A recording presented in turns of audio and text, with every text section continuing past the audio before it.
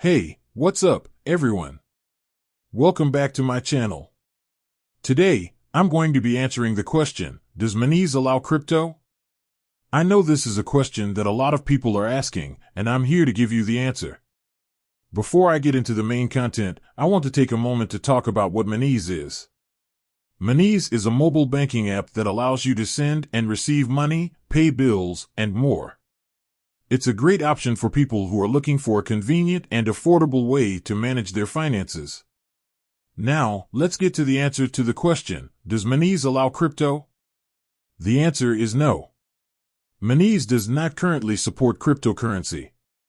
This is a bit of a disappointment, as I know that a lot of people are interested in using cryptocurrency. However, I'm hopeful that Monese will add support for crypto in the future. In the meantime, there are a number of other mobile banking apps that do support cryptocurrency.